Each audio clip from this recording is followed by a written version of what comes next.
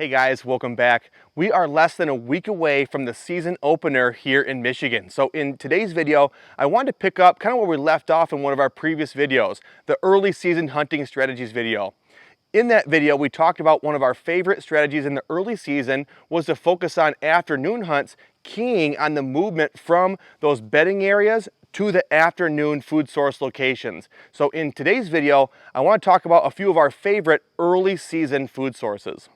Just like with most of our videos, there are a few things to keep in mind. Most of these food sources are going to vary from property to property, region to region, but hopefully we touch on enough early season food sources to give you guys something to target in the next couple weeks.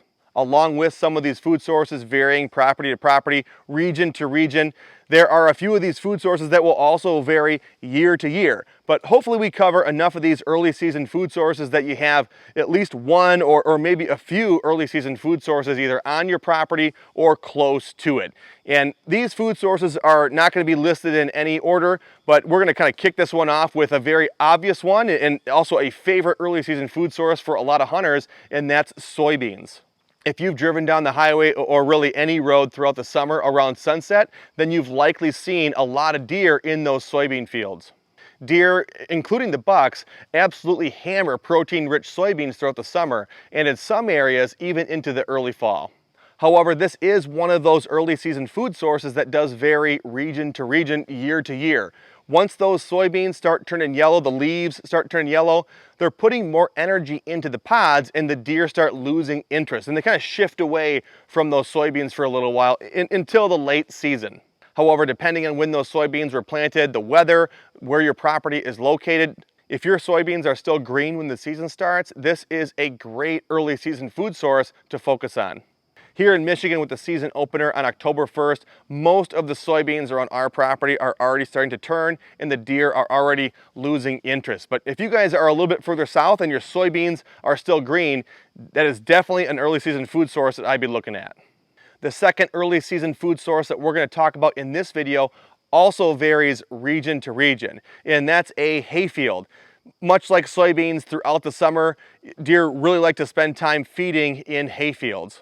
Most hayfields, you're going to have a mix of grass, alfalfa, clover. It really varies depending on the farmer that's planting it, but regardless of the mixture or the ratio, deer love feeding in hayfields throughout the summer. But again, much like soybeans, alfalfa does tend to lose its attractiveness as we push into the early fall. Around the properties that we hunt here in Michigan, the hayfields are generally getting cut for the last time, sometime in late September. And shortly after that is the first frost, and alfalfa tends to go dormant right around that time. The clover, depending on the mix, if there's clover in the mix, that remains attractive a little bit longer. But again, depending on the mix in that hayfield, it might lose its attractiveness shortly after that final cutting. But again, for those of you guys that might have an earlier season start, or maybe your property is located a little bit further south, that hayfield might remain attractive throughout the early part of the hunting season. And one that I'd be looking at is one of the preferred early season food sources. Moving on down the list of some of our favorite early season food sources, this next one, we kind of touched on it already within that last example within the hayfield, but this is just standalone clover. For those of you guys that plant food plots, a lot of times these small staging plots, micro plots, kill plots, a lot of these smaller plots are planted in clover. Clover is very browse tolerant. It can handle a lot of pressure in a small area. And a lot of times what these deer like to do when they leave the bedding areas before hitting that big wide open hayfield, they like to hit a staging food source along the way. And a lot of these staging food sources we like to plant in clover. And unlike soybeans and unlike alfalfa, clover remains attractive well into the fall. Once the temperatures start to drop and a lot of that food, that forage that was available throughout the summer starts to fade, the deer on our properties really start to hit the clover. And again, clover is a great food source for those staging plots. When the deer get up out of bed and start making their way to the destination, this is where we like to carve out a small hole in the timber and put in a small clover plot.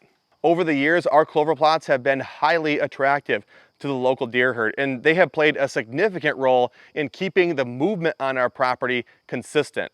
So if you have clover on your property, that is definitely one of the early season food sources I'd be focusing on. The next early season food source that I want to touch on is another one of my favorites, and that's soft mast trees, whether that's apples, pears, crab apples, and if you're a little bit further south, persimmons.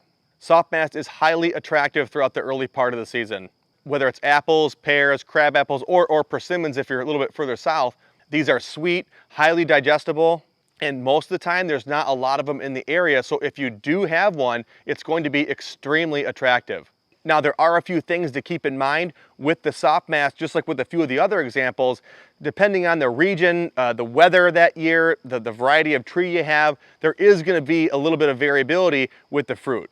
Different varieties of soft mast trees are going to have different drop times. There are apples that drop during the early season, during the mid-season, and even during the late season. Same thing with pears, same thing with crab apples. Throughout the early season, you just want to make sure that you're focusing on a tree that is dropping during the early part of the season. Also, if you're planning a hunt based on expected movement to a soft mast tree, you want to make sure that that soft mast tree is actually producing this year.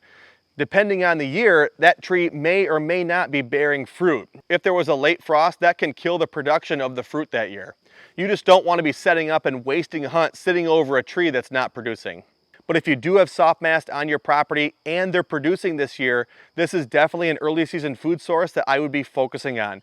Me personally, these are some of my favorite areas to hunt, some of my favorite food sources to target throughout the early part of October. I have had some pretty fun hunts sitting over apple trees that are located in between bedding and the destination food source. Moving on to the next food source that we really like in the early part of the season, we're going to move away from soft mast into hard mast. And the next food source that we really like is the beech nut. The beech nut doesn't really get talked about a whole lot when it comes to whitetail hunting. And again, that's because depending on where your property is located, when does your season start, a lot of years those beech nuts are consumed before the season even starts.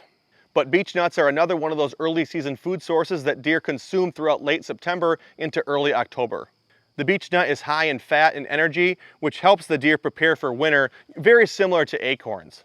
On our property here, we do have a few beech trees that produce every year.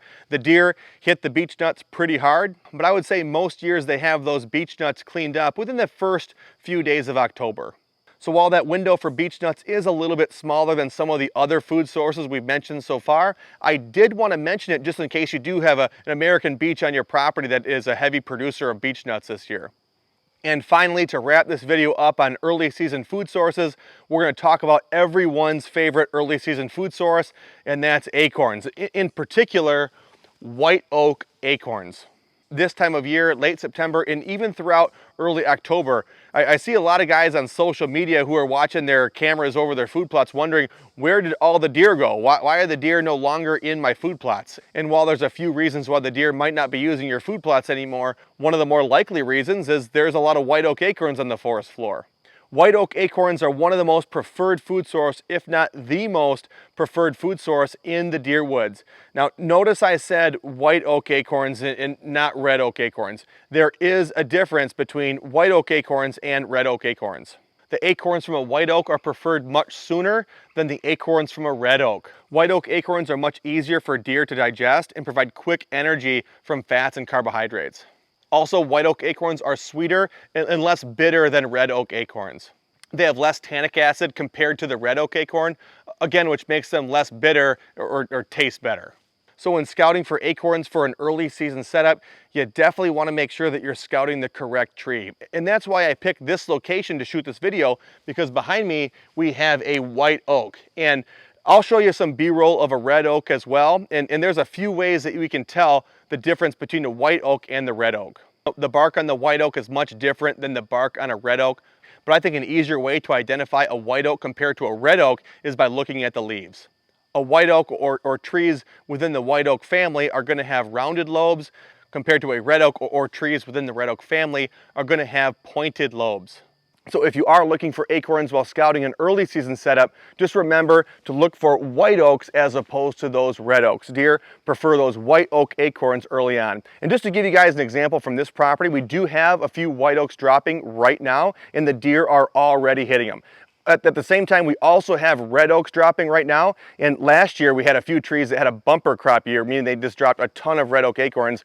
Underneath those trees, it was like marbles on the ground. If you were walking through there, it was almost like you could skate over all the red oak acorns. But the deer that use our property did not touch those red oak acorns until about Christmas. So remember, target white oaks early on, and if you do have red oaks dropping, that is a good thing. Just target those later in the year. But that's going to do it for today's video, guys, and a few of our favorite early season food sources. I know we didn't cover all of them, so if you have a favorite early season food source, I'd love to hear about it. Please drop that in the comment section below, and we will see you guys in the next video.